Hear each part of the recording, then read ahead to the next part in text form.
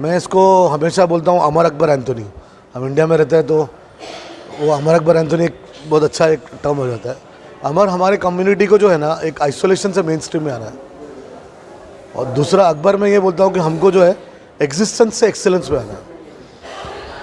और तीसरा हमारा ये विज़न है कि जब 26/11 में अजमल कसब बॉम्बे में आया था ताजमहल अटैक करे, तो वो मैं केरला से हूँ, तो संदीप उन्नीकृष्णन करके मेजर थे वो जो शहीद हो गए। तो मैं ये कहता हूँ कि वहाँ क्यों एक अब्दुल्ला शहीद क्यों नहीं हुआ। तो बुरा जो स्ट्रीम है ना, जो बात करने का जो ढंग है वही चेंज हो जाएगा।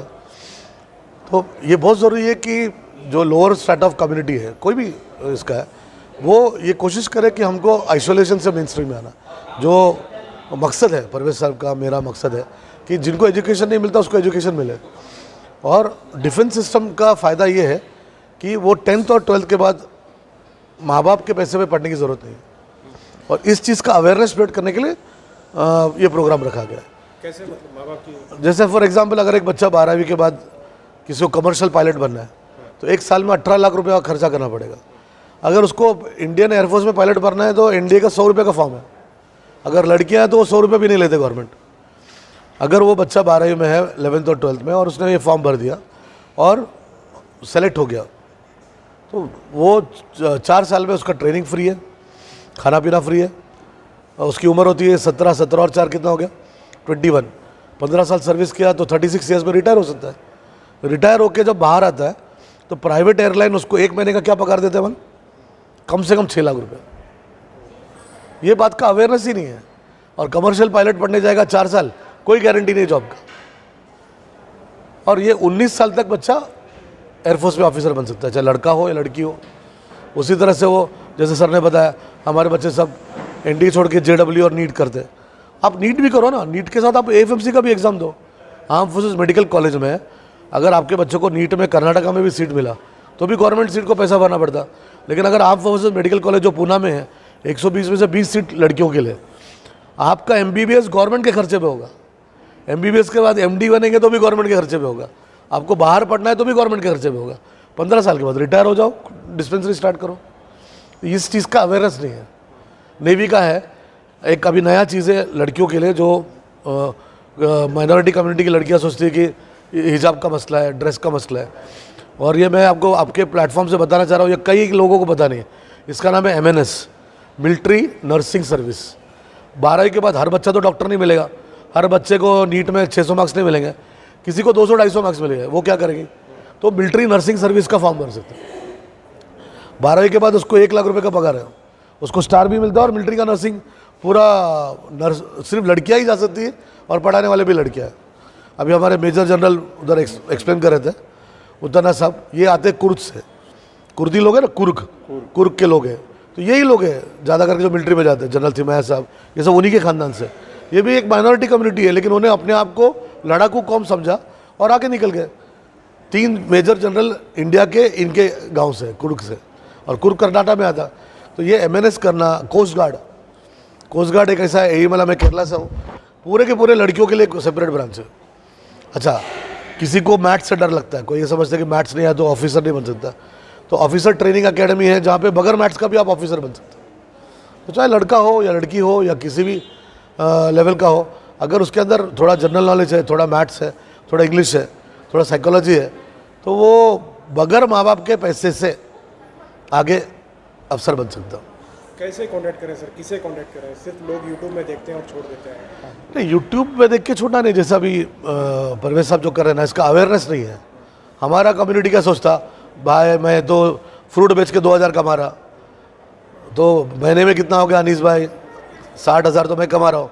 आप मेरे बच्चों को मरने के लिए 30,000 के लिए नौकरी क्यों दे रहे हैं? लेकिन वो ये नहीं जानता कि अग्निवीर है, अग्निपथ है। अभी 2 चीज़ गवर्नमेंट का जो नया स्कीम है ना, ये 30,000 रुपये आपको हर महीना मिलता है, ठीक है, 5 साल तक 30,000 रुपये मिलेगा।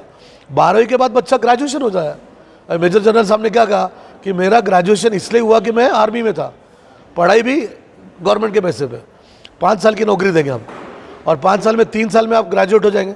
ग्रेजुएट होने के बाद आप एग्जाम देके फिर ऑफिसर बन सकते हैं। अच्छा, नहीं हो गया 5 साल में, उन्होंने 25% को लिया, बाकी लोग को नहीं लिया, फिर भी आपको Indira Gandhi national open university का डिग्री दे रहे और 12 लाख रुपये आपके हाथ में दे रहे। कितने साल बाद? 5 साल के बाद। तो लोग उसको इशू बना के 200 करोड़ का प्रॉपर्टी जला दिया।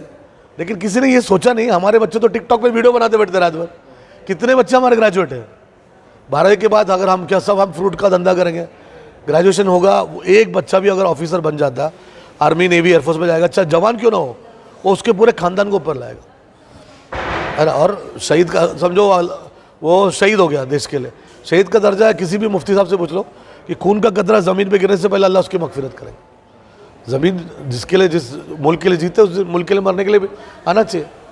रेशमी रुमाल तहरीक से तो हम लोग ऊपर आए ना, तो हम वो जनरेशन की बात करते, तो ये जनरेशन क्यों नहीं अपना खून पसीना एक करके अपने देश के लिए आगे बढ़ा रहे। तो ये बहुत ज़रूरी है कि जैसा पुलिस में होना चाहिए, जैसे स्कूल में होना चाहिए, डॉक्टर होना चाहिए, इंजीनियर होना चाहिए, उसी तरह से आर्मी नेवी एयरफोर्स में, कोस्ट गार्ड में भी रिप्रेजेंटेशन होना चाहिए हर कम्युनिटी का।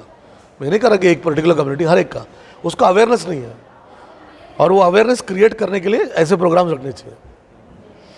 तो आप पूना में हैं, तो अगर आपसे कांटेक्ट करना है, मैं पूरे इंडिया में, अभी मैं 27 तारीख को कानपुर जा रहा हूँ, मैं पूरे इंडिया में करियर काउंसलिंग फ्री करता हूँ। मेरे पास कोई करियर काउंसलिंग का चार्जेस नहीं है।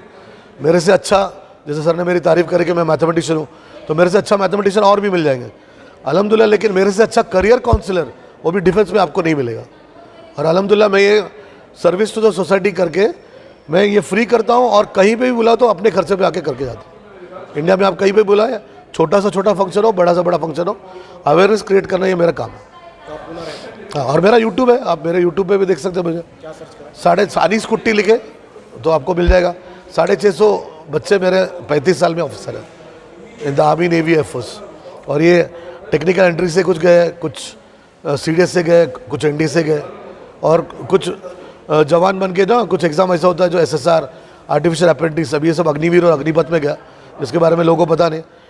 हम जैसा आप देखो, पुलिस में अगर हमने कांस्टेबल बन गया, एसआई बनता है, इंटरनली एग्ज़ाम दे के आगे बढ़ के वो ऑफिसर बन सकता ना। वैसे भी काफ़ी एग्ज़ाम होते हैं जो आम लोगों को इसके बारे में पता नहीं है। अच्छा, यहाँ कर्नाटक में उर्दू मीडियम के स्कूल बहुत हैं, सरकारी स्कूल। हाँ, ये बच्चे ज़्यादातर ड्रॉप आउट हो जाते हैं, इन लोगों के लिए क्या स्कोप है डिफेंस में? 8वीं से इनके पर मेहनत करना चाहिए, और लैंग्वेज अभी बैरियर नहीं है, उनके अंदर जनरल नॉलेज आना चाहिए, मैथमेटिक्स अच्छे से आना चाहिए, और उनको 8th स्टैंडर्ड से उनको अंदर मोटिवेशन आना चाहिए। अच्छा पीटी टीचर होना चाहिए, उनके लिए कोई गाइडेंस के लिए कोई आके उनको समझाए। इंडिया में हर डिस्ट्रिक्ट में एक नवोदय है, इंडिया में हर डिस्ट्रिक्ट में एक नवोदय है। आपने कहा Urdu, government of India 20 language में नवोदय का एग्ज़ाम कंडक्ट करता है, उसके अंदर एक लैंग्वेज उर्दू भी है, कन्नड़ भी है। हर डिस्ट्रिक्ट में आपके बच्चों को आप नवोदय में भेजो। एक साल में गवर्नमेंट साबुन का पैसा भी देता है, 72,000 रुपीज़ खर्चा करता है, तो 7 साल में कितना हो गया? 5 लाख रुपये। हर मस्जिद में, हर मंदिर में, हर गिरजाघर में, हर रिलीजियस प्लेस में जो ऊपर का जगह होता है ना खाली, उसमें आपको ये नवोदय का कोचिंग चालू करना चाहिए। अगर कोई तैयार होता है तो मेरे यहाँ पूना में उस टीचर को हम फ्री ट्रेनिंग देते हैं। उसी तरह से हर स्टेट में एक सैनिक स्कूल होता है। आपको पता है कर्नाटका में 2 सैनिक स्कूल है, एक कुर्ग में है और एक बीजापुर में है, और बीजापुर का सैनिक स्कूल पूरे इंडिया का बेस्ट है, जहाँ से मेजर जनरल अभी पास आउट हुए, जो बात मुतना साहब जो बात करें ना, ये 1 नंबर पूरे इंडिया में है। तो वहाँ अपने बच्चों को भेजो, उसका भी एंट्रेंस एग्ज़ाम है, उसका भी कोचिंग कराते हैं। उसी तरह से इंडिया में 5 RMS है, उसमें से 2 RMS कर्नाटक में है, एक बेलगाम में और एक बेंगलोर में, लेकिन लोगों को, उसके आसपास के लोगों को भी अवेयरनेस नहीं है। और एक अजमेर में है, अभी अजमेर में तो बोलने की ज़रूरत नहीं आपको, लेकिन बच्चे को पता ही नहीं वो किसके लिए है। और सबसे बड़ा और सबसे बेहतरीन स्कूल जो है इंडिया में वो देहरादून में है, RMC, राष्ट्रीय इंडियन मिलिट्री कॉलेज। 6th का बच्चा 8th पे जाता है, एक स्टेट से एक ही बच्चा ले जाता है। दुनिया में इससे बड़ा एग्ज़ाम और इससे टफ एग्ज़ाम नहीं है। इन सारी चीज़ों का कोचिंग और अवेयरनेस हम पूना में भी कराते हैं, और आप लोग जहाँ बोलेंगे हम उसका अवेयरनेस करने के लिए तैयार हैं। ऑनलाइन भी है, ऑफलाइन भी है, हाइब्रिड है। ऑनलाइन लोगों को नहीं समझ में आता, 2 साल कोविड के वजह से ऑनलाइन बच्चों को नहीं समझ में आता, लेकिन हम टीचर्स को ऑनलाइन ट्रेनिंग दे सकते हैं। 80% बच्चों को ऑनलाइन नहीं समझ में आता, सिर्फ 20% बच्चों को ऑनलाइन समझते हैं। ऑफलाइन आप आ जाए, पढ़ा देंगे।